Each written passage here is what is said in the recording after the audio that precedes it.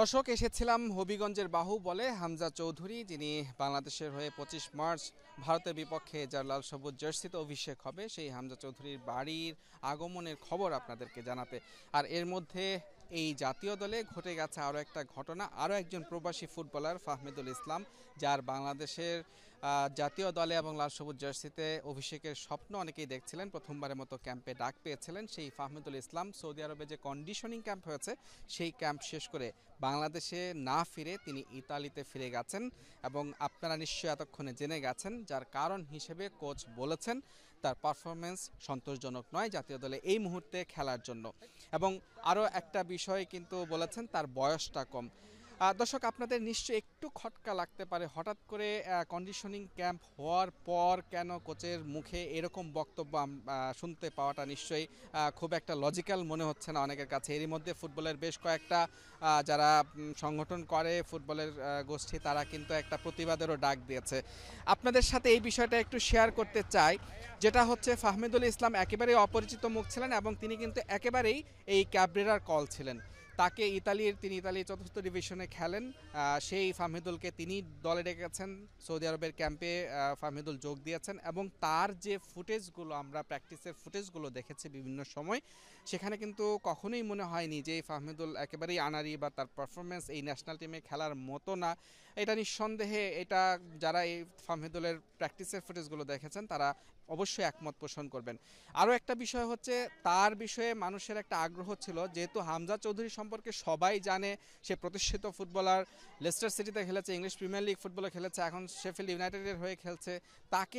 তার বিষয়ে আগ্রহটা বাংলাদেশের অন্যরকম, তার বিষয়ে আগ্রহের চেয়ে প্রত্যাশাটা বেশি ছিল।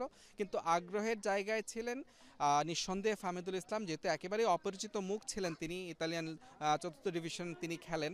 সেই ফাহমিদুলের বিষয়ে আমরা কিন্তু শুরু থেকে সৌদি আরবে যে কন্ডিশনিং ক্যাম্প হয়েছে, সেখানে এই দলের সংশ্লিষ্ট অনেকের সাথে আমরা খোঁজখবর নিয়েছি, কথা বলেছি। এবং তিনি কিন্তু যে সেখানে স্থানীয় ক্লাবের সাথে যে প্রস্তুতি ম্যাচ হয়েছে, সেখানে গোল করেছেন। এবং সবাই কিন্তু এক বাক্যে বলেছেন যে না, ফাহমিদুলের পারফরমেন্স আশা জাগাচ্ছে। অন্তত আমাদের এই আক্রমণ ভাগে দেশি যারা এই মুহূর্তে আছেন, তাদের চেয়ে তিনি অনেক অনেক অনেক ভালো পারফরমেন্স দেওয়ার সামর্থ্য তিনি রাখেন।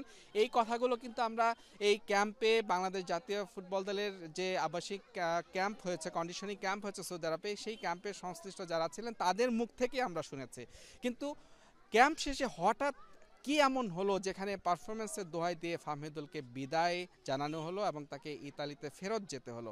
এখানে বেশ কয়েকটি খবর কিন্তু আমরা এর মধ্যে পেয়েছি। তার মধ্যে একটা বিষয় যেটা সবচেয়ে বেশি প্রতিষ্ঠিত, সেখানে যারা লোকাল প্লেয়ার আছেন, স্থানীয় প্লেয়ার আছেন, তারা একটা সিন্ডিকেট বা তাদের সাথে ঠিক ফাহমিদুলের যে বনিবনা সেটা হয়নি।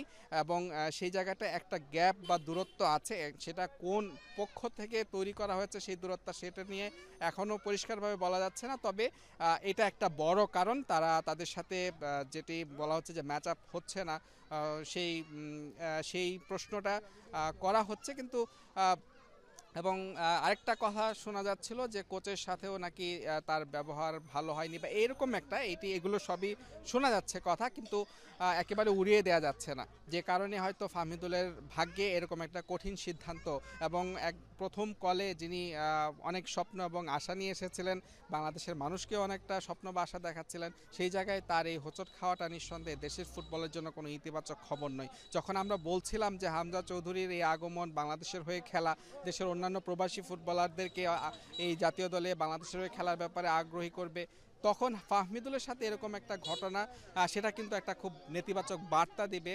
আন্তর্জাতিক বিশ্বে প্রবাসী বাংলাদেশিদের মধ্যে, যাদের নিয়ে স্বপ্ন দেখা হচ্ছে, যে যাদের নেতৃত্বে, যাদের মাধ্যমে বাংলাদেশের ফুটবল একটা সময় একটা খুব ভালো জায়গায় স্ট্যান্ডার্ডে যাবে।